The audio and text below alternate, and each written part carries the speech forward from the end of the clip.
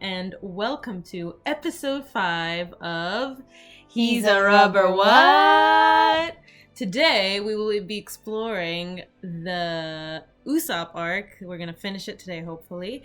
And Hawa, you left off at where you were talking about the Butler's pirates. What's the Butler's actual name? I forget.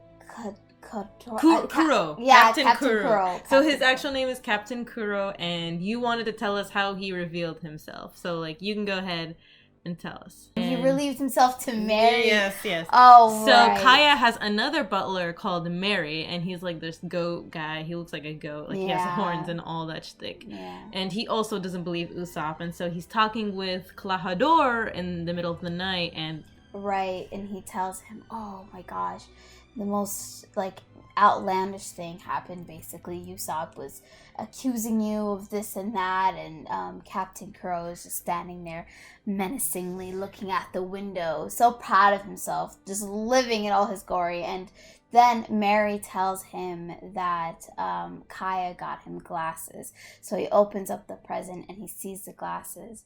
And Captain Kuro, being as mean as you could get, just slams the glasses down and, steps on them. And Mary's just so confused, why would you do something like that? And then he basically, I don't remember exactly what he said before, but he literally just scratches or slashes Mary's face and whatnot. And I guess... Captain Kuro's abilities or techniques is 10 swords in his hands?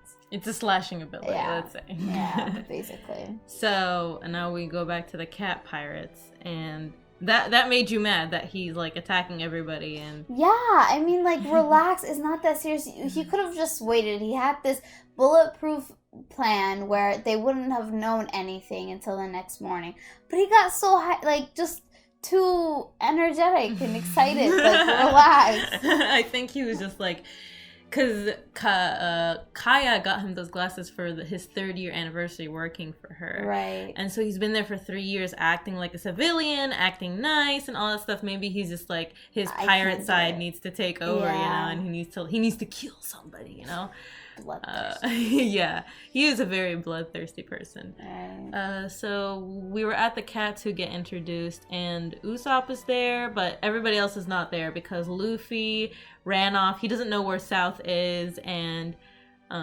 Zoro is stuck in the grease because Nami left him there, and Nami's catching up. So Ussop is the only one who's facing the pirates right now, and then I can't remember what happens next. That's when Nami meets him. Oh yeah, she shows up. So Nami got out of the oil and shows up right next to Usopp's side and starts freaking out because her treasure. And so she's trying to figure out how she's going to help defeat these pirates because she can't fight herself. And her and Usopp are just going back and forth. It was actually pretty funny. They were like, I can't fight. Well, I can't fight either. But Usopp pulls out those slingshot thingies. So and also they're called pachinko in Japanese. And it's called that because I think there's a gambling game there. They call it pachinko, and it uses those balls. Right. So he calls them pachinko. I think that's how it goes, but I'm not sure. Yeah. That's pretty cool though. Yeah, so he doesn't use a gun, he uses a slingshot. Yeah, and he got some good aims in. He did pretty alright. He kept his own, I think. Mm-hmm. Django and the rest of the crew were basically hinting at Captain Kuro's temper problem and saying that, oh my god, we're afraid. Just see it. We saw it with Mary, right? Right. And this dude is crazy. I want to stop real quick, and I want to ask you, I keep forgetting to ask you about this, but what do you think about the crew dynamics between Luffy's crew and all the enemy crews that we've seen so far? I've noticed so far with Luffy, there's a sense of more of a collective mindset where they, at least Luffy and Zoro and them, think together. Right. And in a lot of the other crews we've seen so far is each man for his own. Nobody cares about you, basically. And they use each other for body shields, basically. These people do not care about each other. And I think that's the difference between Luffy and the other crews, where he's more so we're pirates, but there's no reason why we can't be nice pirates, you know? So, yeah. I would say, though, I feel like Captain Crow, and I feel like I'm saying this about too many villains, but I feel like Captain Crow was the coolest one so far. Really? I loved his fighting techniques, like the pussyfoot maneuver. That was, and what was the other one called, where he's, like, moving back. And, like he's drunk? Yeah, and then he just disappears. That was really cool. And then the slashing technique is so cool. I was really excited watching him fight. He was really entertaining. I thought you didn't like Buggy. Buggy, well, I mean, he was creepy. I didn't like the looking at him, but I feel like so far all the villains are cool in a way. Wait, you think Alvida is cool no, too? Okay. No. Well, okay, I guess Captain Crow is just the coolest. Let's leave it at that. He's the only one where I was watching and I was like, I like the way he fights. The only reason why I like Buggy is because his relationship with Shanks, like at this point in the story. But I like him for other reasons later. And Alvida is kind of just like a one-note character. Like she's not. Doesn't really do she's much. Just there to be there, you know, for plot reasons. And then Morgan's is just like a narcissistic. He's like the worst. And so I guess Kuro is the most like thought out. Like, because he infiltrated this mansion for 3 years. None of the other villains were that, like, they were more smart. Like, oh, I want this goal, I'm going to go get. He was more like, what do I do so I can get out of this scot-free? Exactly. You know, that's his goal. His goal is to, like, not exist anymore, basically. So that he doesn't get caught by the Marines, right? Exactly. So I can see how you see that he's the coolest one. But in my head, he's, like, not really the best. Because I know the series, but... Right. So far. And also, I like Buggy way more because of what happens later. But I'm excited to know. And his crew dynamic is a little bit different than Buggy, because Buggy like trusted his crew. He was like he wanted to work together with the acrobat guy to defeat Zoro, if you remember. Right. And he asked the lion guy to go get Nami and the others. So I think Buggy has more like of a trust. He knows how to utilize his crew. Yeah, definitely. Maybe it's because he was a pirate intern. He got those skills on his resume. And Alvida was more like Captain Kuro in that she's very cruel with their team and she doesn't really care about them. And Morgan's was the same. So Captain Kuro is a little bit smarter than the rest, but I feel like Buggy is like a little bit more like Luffy in the sense that he trusts his crew a little bit more, but he's still more like treasure centric. You know? While Luffy's more like, oh, let's go on a journey, you know, with friends. But that's just my take on that. Yeah, no, I agree 100%, at least so far. You put it in better words. But, I noticed that too with Captain Kuro. I think he doesn't know how to utilize his crew like Buggy can. Yeah, that's true. Because, I mean, even when he was, when he finally caught up with them, I mean, they started fighting, basically. The cat crew or whatever their names were. The pirate crew were fighting, you know, Luffy and all of them, and it was obviously taking a lot longer than the plan. So Captain Kuro finally was like, yo, what's good? It's almost afternoon. Like, where are these people at? Obviously not calm, but freaking out. And he goes to the shore and he basically tells them, you have 5 minutes or I'm going to kill all of you. How are you going to say that to your own crew? Definitely getting impatient. Like, you've been doing this for 3 years. You can't wait like an entire afternoon. Exactly. Or maybe it's like his like, oh, this is my plan. Why aren't they following my plan? Like everything supposed to be going perfectly and it's not. And so that's kind of like his tick, you know, I feel like. And instead of just helping them, he's just like, 5 minutes. And I know you guys are not going to be able to do it in 5 minutes, so I'm just using that as an excuse or something. Oh, yeah, he's like, 5 minutes or I'll kill you. Right, yeah. And they're like, whoa! They start freaking out. Yeah. So Zoro, I think Luffy shows up first, and then Zoro shows up. But Usopp gets beat up pretty bad. Usopp gets... wait. Did Usopp get beat up after Zoro came, and then... I think so, yeah. Yeah, I think it was after. Like, he got beat up a little bit, but then Kuro came and he beat him up, and then Zoro came and helped out. Right, and then he started fighting with the Oh, those two weird brothers. The Meow Band brothers or whatever. Yeah. Oh my god. It was actually really smart. They were really smart in that when Siam the cat came out, he was like, oh, I can't fight him. I'm too afraid. I can't fight him. And then by the time he gets to Zoro, he's just going crazy. So you would think that, you know, I guess it's like reverse psychology. You're not afraid of him because he's telling you there's no reason to be afraid. And it's kind of like Kuro's plan, like infiltrate and then like the least expecting, make it least expect. So is Crew's more like plan centric, I would guess, compared to the others. So and then Zoro cuts him, I think, and he's like, "Oh, you actually didn't cut me because my shirt's just bigger. I'm actually super skinny." Yeah, I think. Also, he was just—they were so weird looking. They're like, very creepy. They're so creepy. But I wrote it down. The exact moment that like it really creeped me out. Okay, go ahead. Siam was running towards Zoro, and Zoro says, "Stop! I'll kill you." And then the brother just like that's his whole demeanor just shifted. And he goes, "If you can," and then like just attacks him. And like I was staring at the screen, like, oh my god, that was so creepy. Yeah. But the next episode 14 is where we saw a lot of the fighting, where the pussyfoot maneuver was showed to us when Captain Kuro was fighting Luffy. So Luffy starts fighting Captain Kuro in this episode, and does Zoro defeat the Meow Meow brothers, or is he still fighting them? There was a lot of back and forth. Like, there was a lot of and then Ussop tried to help out. He's like, "Oh, I'll just slingshot them from afar." Right. Remember? And then Zoro like blocked it on purpose. Yeah, and then Nami says to Ussop, "Oh, you're not supposed to hit one of our own." And then that's when Ussop got it, where he was like, "No, I think he did that to save me, because if I did end up hitting one of the brothers, they would come towards me, and Ussop cannot defend himself, so Zoro helped him out there." And that's another thing. They're very like quick on their feet. Zoro and Luffy. They're quick on their feet. They might not be the most. They're not the smartest. They're not book smart, but they're like street smart. Yes. Or sea smart, should I say? They're on the sea. Oh, man. But it's such a long arc full of just fights that it's hard to remember each episode, because it was just fighting back to back to back.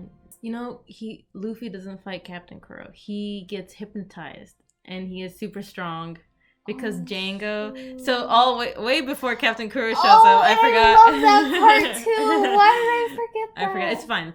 So before Captain Kuro shows up, Luffy and Zoro finally show up, and Django is like, "Oh, we have to hurry." So Zoro and Luffy defeat all like the minions, right? Because they're like the strongest basically. And then Django's like, "We have to hurry, or else Captain Kuro's gonna come kill us." And so he hypnotizes the crew, and he does this cool thing where he lowers his hat so he doesn't get hypnotized himself. Like that gag where he hypnotizes himself. So that's how he deals with that. Right. So when he's serious, he puts the hat down like Michael Jackson, basically. He hypnotizes the crew. He's like, on when I say Django, you guys are gonna be stronger. 1, 2, Django, and they're all like, "Oh, we're super strong." And Zoro, Nami, and Usopp don't look, but Luffy, being the idiot that he is, he stares at the hypnotist, and so he becomes strong too. And then Zoro says like this really funny line. He's like, "You were looking at him," and then Luffy just goes on a rampage, basically. Right. So now he's even stronger than he was before. He's beating all of them up again. But then the hypnotist Django does 1, 2, Django, you'll fall to sleep. Luffy falls asleep after he takes the helm off the ship.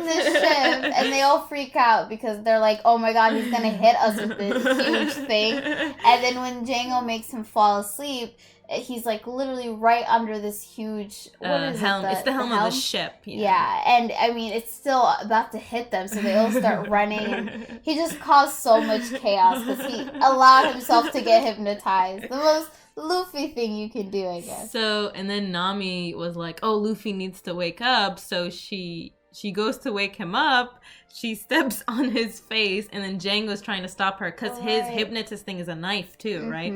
So he throws the knife at her, and she's like, "Oh, I'm going to get cut." And Zoro and Usopp are like, "Nami, you're gonna get cut." And then Luffy gets up, he's like, "That's so rude! Like, why are you stepping on me? I'm sleeping." And then he catches the ring in his mouth, and then he crushes it. That was so creepy. But what's funny is that he got like 2 little cuts on the edge of his lips, and it reminds me of when I get like a paper cut on between my fingers, like on the wedges between my fingers, and that like really like because it's mostly skin, right? So it really hurts. So like when he does that, he goes like, "Oh, that's super hurts." Like I feel his pain. Yeah. Oh my god, paper I cut think pain. of that too. Oh, it's like the most. It's not painful, but it's so irritating that it hurts you constantly. Right, so he's like, "I'm gonna beat these guys up because they hurt me," and then Nami's like, "It's about time you got up." And then she like faints, like she acts like because she got cut, but she ends up stealing the cat people's treasure. So that's her role. Yeah, she did say, "I steal." They're all talking about their abilities. Yeah. So Kuro shows up, and Luffy's fighting Kuro.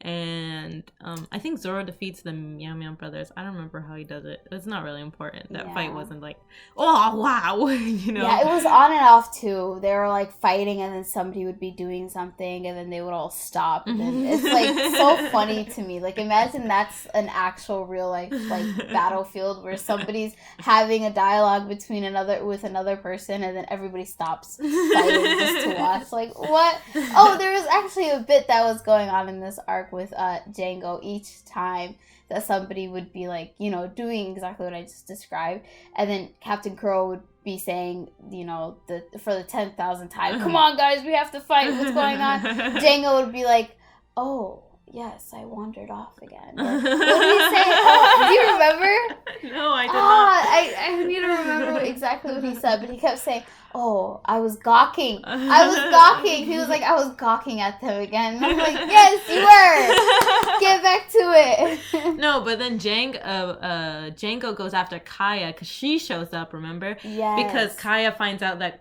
Captain Kuro is actually, her butler is actually a pirate trying to steal her fortune from Mary.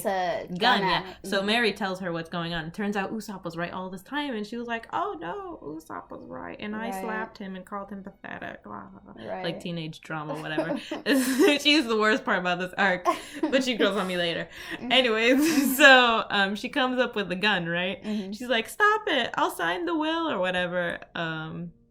And then Usopp's like, "Run away, you idiot." Yeah, you can't talk some sense into a pirate. He finessed you for 3 years. Yeah. You think he'll stop now? Yeah. And then Kuro uses that to his advantage. He's like, "Oh, we've been together for 3 years." And I'm just like, stop it already. Like, skip. Yeah. And then she ends up running off with the 3 kids. Yes. Oh, when they first came, it was so adorable because at that point, Luffy had punched the butler completely, like unconscious. And the carrot, onion, and pepper all came, and they just went ham on Captain Kuro. They were just punching him and kicking him, and they were like, "Ah!" And then they took Kaya away into the forest because Usopp was like, "You guys can't be here, it's too dangerous." And they're like, "No, we're gonna stay here, we're brave." And he's like, "If you really were brave, you would take Kaya and you would take her to a safe place." And they're like, "Oh yeah, that's smart, Captain." But it's actually like, run away. He's just telling them to run away, basically. But like, that shows you that Usopp's not an idiot either, you know? He's using, like, he knows these kids, he knows Kaya, he knows their strengths, and their strength is to like get out of there as soon as possible, right? Exactly. So that's just a little interesting tidbit.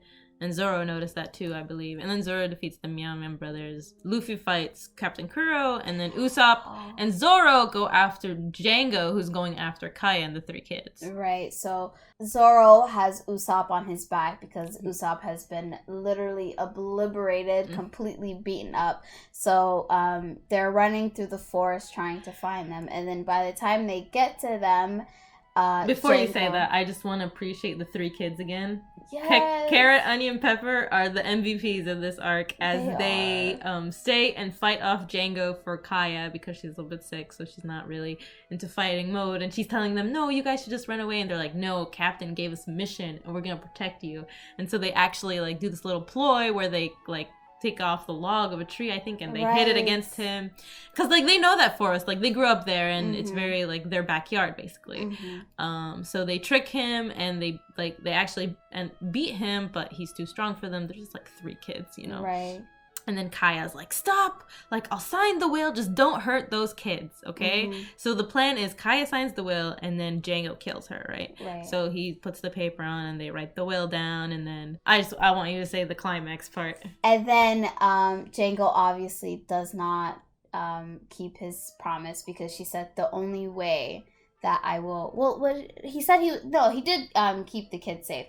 So after she signed the will, he picked her up by her neck or something and held her to a tree, and that's when Zoro and Ussop came. But they're too far away. Right, so they start running. Oh, well, Zoro drops Ussop and starts running towards him. And Django's all like, yeah, you can't reach me in time, I'm gonna kill her. But then he's like, I'm not trying to reach you. And then he cuts the branch off, remember? Oh, yes! Yes! Okay, so he cuts the branch off. Oh, I do want to say, I'm sorry, we're like all over the place. It's fine. Episode, but I do want to say one of my favorite parts was when Luffy was listening to Captain Crow's backstory when they were fighting. Oh, yeah. And Luffy was just getting so irritated with him because he was like, how are you going to call yourself a pirate, but then hate having a name on the sea, you know? Right. So Luffy again was showing us where his morals or his principles lies, where it's like not be yourself, but like be proud of yourself, like be proud of who you are. Because he was like, oh, I'm tired of this life. It's like, you can't just say that. Like, you go and you become a pirate, like you're against the law now, like you have to dedicate yourself. This isn't a decision you make whimsy exactly, right? You signed up for this. Literally.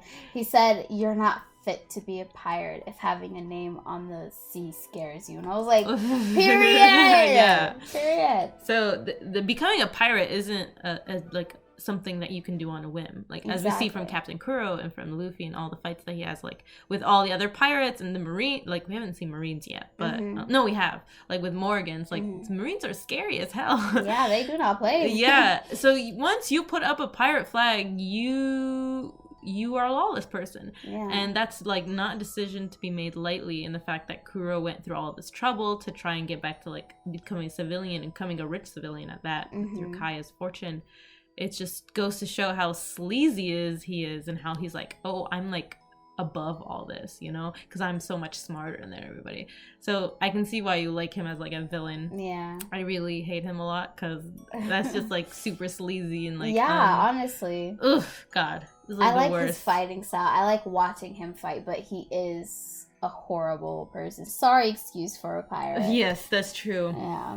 So I can't remember exactly what happened after he cut the branch off. Well, he cuts the branch off so that Ussop can aim properly and hit the pachinko at Django. Okay, wait, can I rewatch this? I need to rewatch What? No! Come on! I gave you homework to do and you didn't do it right. Hawa, come on. Okay. No, I know I watched it. I don't know what's wrong with my brain.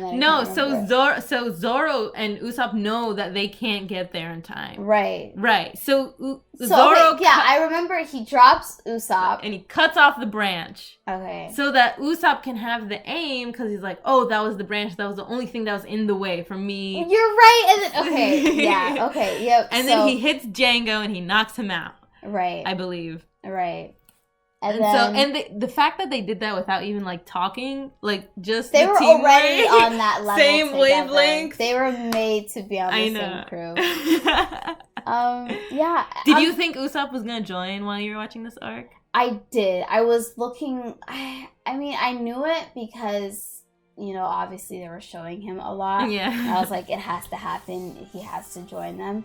But a part of me, each episode, as the episodes went on, obviously I was happy that he was joining. But in the beginning, I was like, oh, I really hope he doesn't join. Really? Yeah, because I felt like he was scared a lot. He wasn't showing that he was like as brave as the others. And I didn't want someone, and I'm realizing this now since it's such a long show, that they're obviously going to grow together and they're not going to stay the same as I know them now. Yeah. So I shouldn't be like, oh, well, he's childish and he's this and he's that. Because when they are kids still. Yeah. So Ussop and Luffy are 17. It's why they're like, Yeah. oh yeah, we're the same age, and I know your dad, and we're like gonna be pirates. Oh my god. They're like fangirling together, basically. Yeah. I think Zoro is 18, 19, 20. No, he's actually 19. He's 19, and Nami is 18. Okay. So they're all teenagers, basically. Yeah. So I mean, I shouldn't be too hard on them, but I was just worried that Ussop wouldn't be a good, like addition to the team. Yeah. But I was wrong. You were sorely mistaken. I was very wrong. He is a lot smarter than I thought when we were first introduced to him. Mm-hmm. And him and Zoro, they were on the same team basically when they did that clinch climax save. And Luffy's on the other side of the island beating up Captain Kuro. The final move, I love the final move. It's called Gomu Gomu no Bell, I think, because he takes his head and he stretches it all the way. So before that, actually, because Kuro kept moving so fast with that move that he does, I don't remember what it's called, but it's basically he doesn't see where he's cutting. He just cuts everything, and he kept cutting his crew, and that's how fast he was going. And Luffy got more pissed off every time. Luffy was able to stop him. Yeah, right? so he can only do it for certain amounts of time. So he would stop, take a breath, and then he'd keep going. So Luffy, what he did was when he stopped, he wrapped his arms and his legs around him, around his arms and his legs. Hilarious. And he's like, "You can't move now." And then he's like, and then Kuro's like, "You can't beat me. I'm too smart. I'm too egotistical and narcissistic to be beaten." Right. But it's that's a One Piece villain, and that's how they get beaten. Mm-hmm. And then Luffy stretches his neck back all the way. He's like, "You're gonna be beaten by Usopp, basically. This is Usopp Usopp recruited me to defeat you, basically." Yeah. So it was kind of he thought Usopp was beneath him, and he made fun of his dad, even though he was a pirate too, but he thought he was above pirates. Exactly. And so that's the irony and all that. He got defeated because Usopp's determination is what led Luffy and the others to help out, right? Right. So irony hits him like a bell because that's what the move's called, Gomu Gomu no Bell, because he uses his forehead and he knocks him out. All right. That was the clincher move, and Usopp saved Kaya from Django, and then the pirates just leave. They leave with everybody else. I'm pretty sure Django gets arrested. No, Django goes off on his own, and then I think Captain Kuro gets arrested, or maybe he leaves too. I can't remember. I don't remember what happened to Captain Kuro, but I remember. Oh no, he threw him.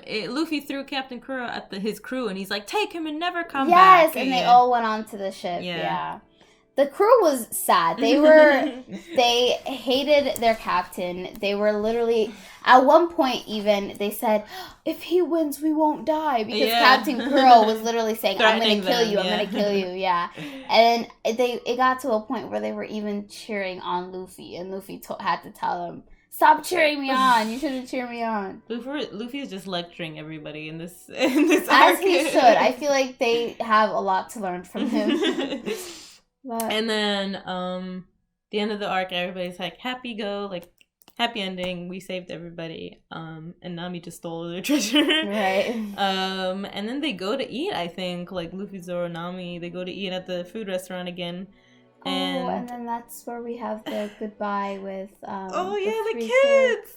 That was so sweet. Oh, and we also got to see a little glimpse into how the village actually saw Usopp, where since he was out trying to save them the entire time, they were all in room. Because so every morning he goes and he does that lie thing where he's like, "Oh, pirates are coming," and he's like, "Oh, that was a lie." Right, jinx. Right. And so he didn't come that morning because of the battle at the shore, and so the villagers are like, where is he? What's going on? They're like, oh, I feel like something's wrong. Like, why didn't he come this morning? Yeah. And then one of the guys who chased him, like, in the beginning of the arc, they're like, is he okay? Like, he always comes every morning. I'm worried. Right? And then his wife was like, oh, he'll come tomorrow morning. Like, don't worry about it. We can, but... And don't we learn about Usopp's past? Because, oh, wait, that's later.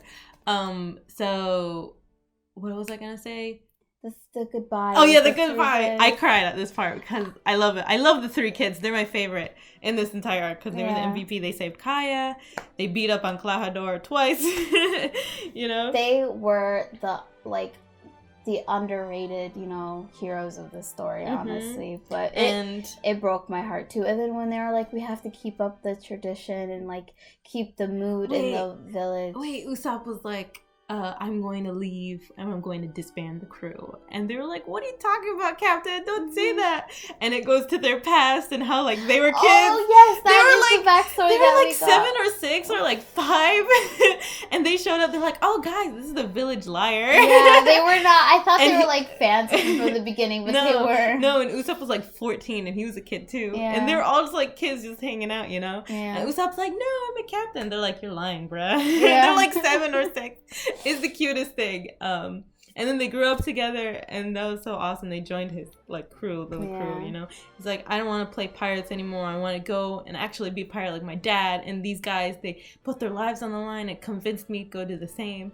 They're like, no, don't go. And then he's like, what are your ambitions? And then so Onion wants to write a novel, Pepper wants to be a carpenter, and Carrot wants to run a bar. Right. And so he's like, don't ever give up on your ambition. The Usopp pirates are now disbanded, and then the pirate like flows into the wind, and you're just like in tears. You're like, no, why? It broke my heart when they like started running off saying pirates, so that they could keep up his tradition of lying in the village, so that it doesn't feel like he's gone. Yeah, that's his way of like protecting the village, like keeps that alive. Yeah. And he also goes and he packs all stuff from his little house on the hill. So many things, and then he couldn't even get it through the door. It was hilarious. He didn't even try to go with the crew at first. He thought he was gonna set sail by himself and conquer the seas by himself, which I thought was adorable. But it was really funny when he like get out the house and then his bag starts rolling with him, and then Zoro and Luffy like stop it with their feet, and he's like, "Thanks, guy." Foot was right on his face. He's like, "Thanks, guys." And then, and then Kaya, as thanks for saving her and saving the town, she gives them a ship. Yes. And it's Mary's ship, so it's called the Going Mary, and it's like it's a caravan ship, so it doesn't have a normal steering wheel at the front. It has like kind of like a stick shift in the back, what you use if you want to steer the steering, and it has like 3 or 4 rooms. It has 1 room for girls and then another room for the guys. It's like hammocks. They sleep in hammocks. The girls, Nami sleeps on a bed. And then I'm just telling you the whole layout of the ship right now. It's not fully realized, but like later, remind me, and I'll find a picture and I'll show it to you. Okay. Because it's not done yet, There's still it's a little empty. And the mascot, like there's always like a little mascot on every pirate ship that shows, like on the Cat People ship, it was a cat. Right. On Buggy's ship, we didn't see Buggy's ship actually. We didn't see his main ship at least. But I would guess it would be like circus theme, and Alvida's ship, it was like a woman. So on this ship, the mascot is like a little deer, like a little goat, because Mary looks like a goat or a sheep. So the mascot's a little sheep at the front, and Luffy's like, this is my sitting spot, this is where I sit, It's his spot. So Kaya gives them the ship. And then Kaya says goodbye to Usopp. She's like, I know you want to go. Like, have fun. Like, she sends him off. And then Usopp was like, I hope to meet you guys someday as fellow pirates. Yeah. And then Luffy's like, what are you talking about? Get on. And then Zoro's like, get on the ship. Right. And then he's like, and he starts crying. And he's like, am I going to be captain? And then Luffy's like, I'm the captain. And they're both so serious about it. And so Usopp joins their crew, and there was a little tidbit that made me like Kaya at the end. So Mary is talking to her as they sail off in the ship, and he tells, he's like, must have been hard for you, right? And she's like, what are you talking about? And he's like, well, you didn't want him to go, right? You didn't want Ussop to go. She's like, Yeah. of course I didn't. Like, he was my friend for the longest time, and he's the only one who made me happy. Like, she didn't say all this, but, like, these are the reasons why she didn't want him to go. She's like, but it makes him happy. I want to let him be happy. So she, like, kept it to herself. She didn't want him to stay, you know? And then Mary tells her the story of why he lies so much. And Mary's like, there was this little kid, and his mom was sick, and his dad was a pirate, and he went out to sea. And so he came when she was, like, dying, and he was like, oh, pirates are coming, Mom. It must be Dad. Dad's coming back. Mm-hmm. And she's like, I know it's a lie, but I love you, and I'm proud of him for going out to sea. Like, I'm not mad at him or anything. Yeah. And, like, don't be mad at him, basically. And he's like, but he's here. You can't die. Like, he's right there. She's like, it's okay. And he gets his long nose from her. Yeah, I was surprised by that. I really thought that the nose was a spin on Pinocchio. And in a way, it is. But he got it from his mom. Yeah. And so his mom died. And you remember back when he's packing all his house, like, he must have been living alone all this time, you know? Mm-hmm. So the village was really his family, and Kaya was his family, and the kids were his family. You know, after his mom died and his dad left. Ussop. So, and then Kaya starts crying, and she's like, I wish he didn't have to go, but he's gone. And she tells him her dream, which is she wants to become a doctor. Mm-hmm. So that when Ussop comes back, and if he's injured, she wants to heal him. So I know we're gonna see her again. So Mary's like, that's a wonderful dream to have. And so that's like really awesome for her. Like, she's not depressed anymore. She has a goal now, even though she's been through this like horrible, like her butler friend like betrayed her basically. Mm-hmm. But she grew from that, and she like, that's why I liked her a little bit, because she was like, I have a dream now. And becoming a doctor is good for her too, because she won't get sick anymore, you know? Yeah, she's like, I don't want him to worry about me, you know? Yeah. And so the arc ends, and the kids, they lie, and they're like, there's pirates are coming, you know? And it's just sadness all the time. All the time. But it was a good arc. Yeah. It was a lot of fighting, honestly, but a lot it's gonna happen fighting. A lot from now on, by the way. It only gets more fighting from here. A lot more opportunities for fights. I like that. But so that's the third arc, Syrup Village. Right. So what did you think of it overall? I liked Captain Crow. I think the first episode of this arc was my favorite episode so far, and I think I already mentioned it. But I liked the fact that they were able to do that spin, where they were able to, you know, give us a plot twist, you know, keep things interesting, because, you know, I don't know, it was interesting. Like Oda's developing as a writer. It's like, I'm a villain. Like, no, like, who is the villain? Right. And then we find out like 10 minutes up into the episode, which is nice, you know. It's a different type so far in this. Definitely. But I liked it. I liked it a lot. Yeah, it was a good arc. Okay, so we're off to the races.